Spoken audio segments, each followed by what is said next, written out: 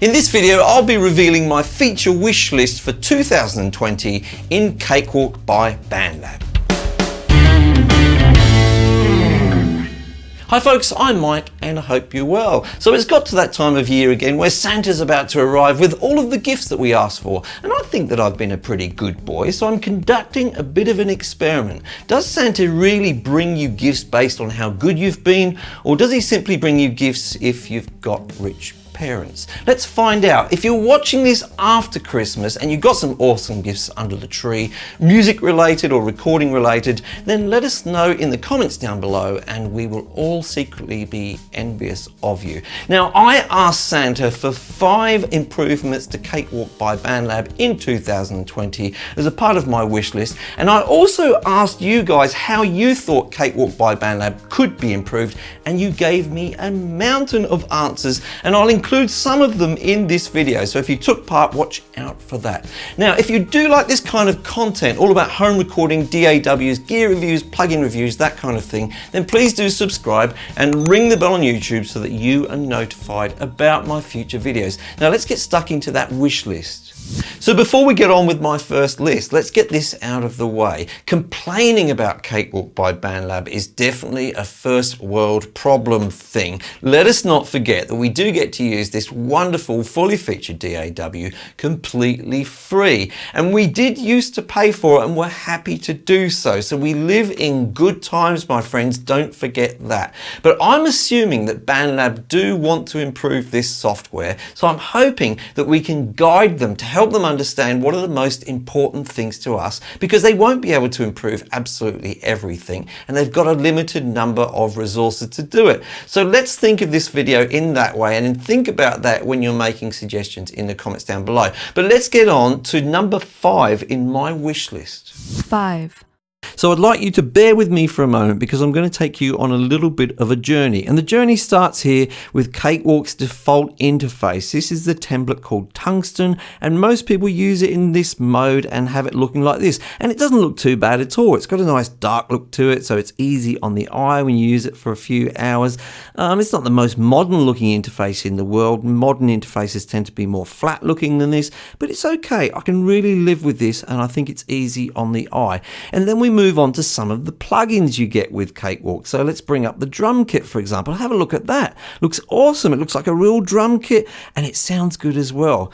It's got some slightly dodgy, glassy looking buttons here, sort of Windows Vista style, I think, sort of a hangover from that, but we can forgive them for that because it's got the general feel of this template. So then let's take a look at another plugin. I'll pull it up here. The bass guitar that you get with it. Again, well, it fits with it, doesn't it? It sort of goes along with it in style. Looks okay. Dodgy glass buttons again, but overall, not too bad. And then, with all of that, I mean, that's awesome. And then we go to, let's pull this up now. We'll go over to my first track and we'll take a look at the Pro channel. Now have a look at that. I tell you what, if I use these things in one of my thumbnails on videos, like I have a picture on the thumbnail of this Pro channel and also this drum kit, loads of people will ask me in different Facebook groups and things, oh, what DAW is that? Looks awesome. It makes people want to use Cakewalk. But I'll tell you what wouldn't make people want to use Cakewalk. That's some of the other free plugins that come with it. And I'm talking specifically about the Sonitus plugins. Let's have a look at this compressor. Nothing wrong with it as a compressor. Works very well. Use it all the time. You know, it's just a straightforward compressor. Quite good if you're new to compressors. It's reasonably easy to learn from. Let's just zoom in a little bit more to have a closer look, hey? Oh my. Now this is where it ends for me. This doesn't look good at all. I mean, it probably did look good, I guess, at a certain stage in history. You see the old logo there. What's with the blue? And the yellow as well. I don't know. I call this shade of yellow insipid yellow. What would you call it? Just not a fan of it at all. Let's bring up some more. We'll just pin that one there. Let's bring up the delay. Look, there's a few others as well. We'll push them in there next to my head. Don't let my beautiful head distract you from the beauty of these plugins. Look, the same thing again. They all look like this. Like it's maybe a bit of a trend or a fashion thing. I think that some of these controls could be a bit bolder. It's all a little bit intimidating for new users especially. I just don't really, it just hurts my eyes. It hurts me inside when I see these plugins come up on the screen. I don't use these in any thumbnails for my videos because I actually think they would turn people away from Cakewalk. So a bit of a whinge there for the Sonitus plugins which come with Cakewalk.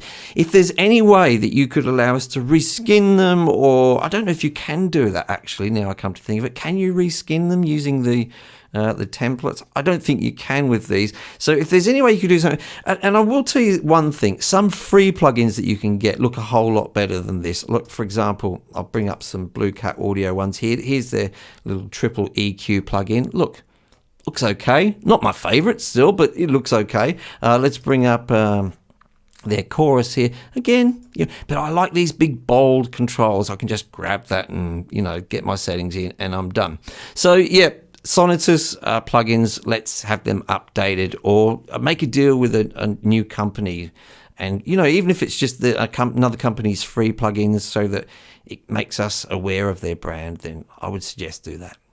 Now, also on the subject of plugins, some viewers also made some suggestions regarding plugins and the Pro channel as well. The first one I wanted to mention was from Andre Verbercher. I hope I've said that correctly. And what he wanted was something added which shows how much computing power each plugin is using, so that he can easily figure out which ones of the plugins he wanted to freeze. I thought that was an excellent idea when you're managing your CPU and memory resources. Also, we had a suggestion about the Pro channel from John Moore, and he was saying, could they move the Pro channel into the file browser and make it an optional insert? And I thought that was a really good suggestion, because I find often I don't actually use the Pro channel on quite a lot of my tracks, and I wonder if it's using up some extra resources unnecessarily. So some great suggestions there from viewers. 4. So much quicker one this time, the SI drum kit that we just talked about. As I say, great looking interface, happy with it. Sound of the drums? I can live with that for quite a lot of music. And you've got all sorts of nice rhythms which come with it as well. Look over here, you've got some grooves in there. That's all good. But the one reason why I hardly ever use this particular plugin, and I'll go for some other plugins, is the lack of the ability to assign different outputs from the mixer to different channels in the console in Cakewalk. This would be a massive boost if you could change this for me, Bandlab. I'll make loads of tutorials about using this drum kit, and I'm sure that people will get Cakewalk just for this reason, but it's kind of hard for me to endorse it at the moment. I tend to say to people, you're better off to get one of the other free plugins which are available. 3.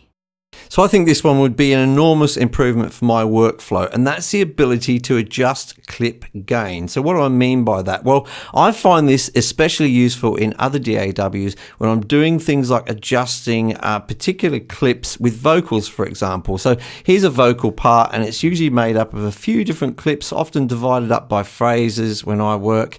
And sometimes you'll find that some phrases or little clips have a difference in volume to others, and you want to kind of keep it balanced and even without having to always resort to compressors or automation. So I'll often go in and adjust the clip gain. Well, you can kind of do that in Cakewalk already, but it's a roundabout and a destructive way. So you'd click on the clip like that, you'd go up to process, apply effect, go down to gain there. I'll just drag that over so you can see it. And then you would make your change. Let's just do, I don't know, down by 12 dB. I click on OK. It's a bit of a guess. I could audition it, but it's gone way too far. Not so happy with that. I'll have to do undo, go through the whole process again.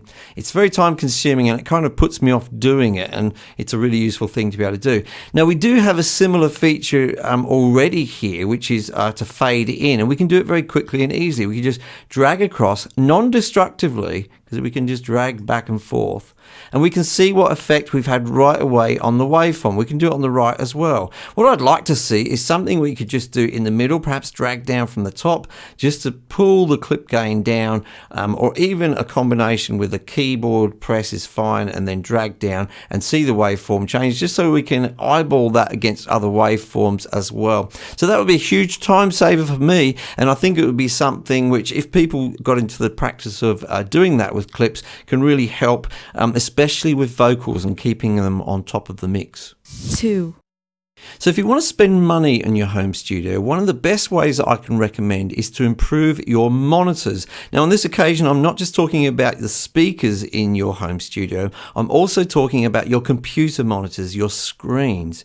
Especially if you go from one screen up to a dual monitor system, you will find a massive increase in productivity, I assure you. I've done that for a couple of decades or more now, and I can tell you it's very, very difficult to go back to a single screen and sort of feel very productive in that space. Now, not only can you do that, but you can also increase the resolution on your screen so you can just fit more on there comfortably. And also you can get super wide screens these days and they accomplish the same kind of task. And it's really good in Cakewalk when you have dual monitors, because Cakewalk's got this kind of modular system so you can just take it apart and drag things over to a second monitor. I often have my console view on a second monitor or my piano roll view just in all its full splendor on a second monitor, and it's very, very good for your workflow. But there are some issues.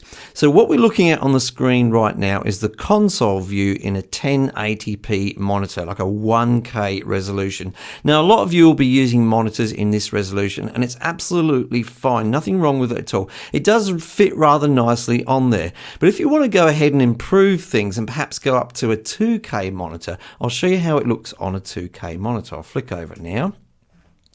So on a 2K monitor, we start to have a few little problems. So first of all, when we look at the sort of each track down here, you'll see that the meters and the fader start to get kind of small. They're sort of usable, but especially if you've got old eyes like me, it's very difficult. And you've got all this wasted space at the top here as well. Wasted real estate, as they would sometimes say, for GUI design. So that's not really good. It would be nice to be able to make use of that space by dragging things up and down, especially at the point where we have dividers on the tracks. If we could drag that divider up so we can make the fader and the meters bigger, that would be awesome, especially in a 4K view. When we go to a 4K view here, you can see, look, I get loads and loads of tracks on the screen, which is awesome, but the faders really become unusable for mouse use. It's such a small thing to drag, it's hard to be very accurate. The meters get impossible to read, and there's a massive amount of wasted screen real estate at the top there. Look,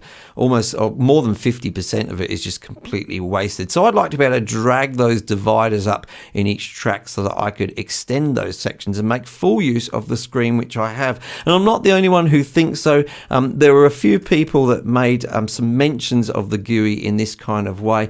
Scott Haskins said being able to resize GUIs would be a good thing. That's kind of similar to the kind of thing that we've been talking about. Also, Zo Akajizo, I hope I've got that correct, says that the fully resizable tracks in the console view would be good. And also, let me get this right, Limaonen. God, that was terrible, wasn't it? I sounded like a robot. I won't insult you by saying it again. Anyway, this person said, since I use and rely on the console view a lot, I'd like it if Cakewalk slims down the channel strips in the console. So that feature's already there, and he's mentioned it here. You can narrow all strips, but it's not quite what he means. I think he means that it sort of rearranges things so that it's all still there, but a bit more narrow. I think there could be enormous improvements there, and that is why it's my number 2 suggestion.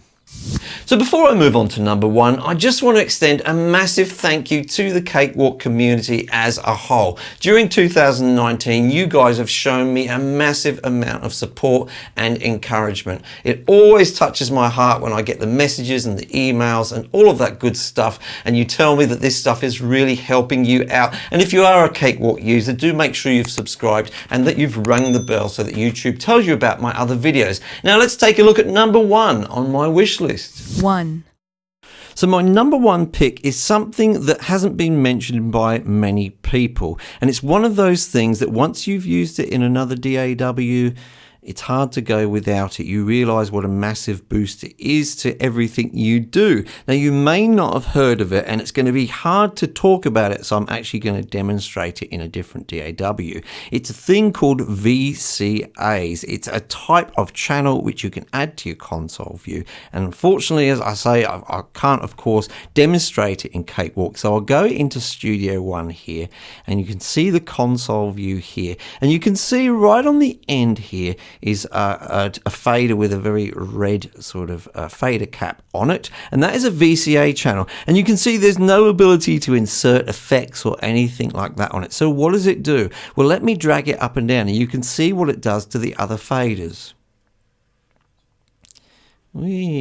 So it's a way of turning other channels up and down, but it's not quite as straightforward as that, because it keeps the relationship of their levels intact. So if you see, they've still got the same relationship. See how some of them are louder than others, and I'll drag them down, and they keep in line with each other rather nicely. Not only that, but normally what you can do in other DAWs is, if you've set up automation and stuff on each of those particular channels, it'll also scale that automation as well. So they're very simple things to use.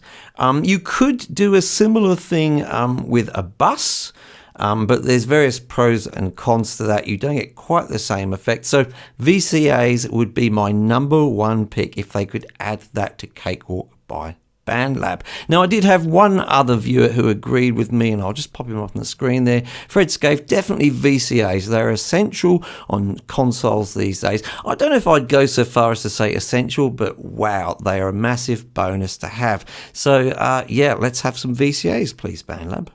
So if you've got some ideas about how Cakewalk could be improved, let us know in the comments down below. It's super important, and it's also extremely important this time, guys, that you do hit the like button.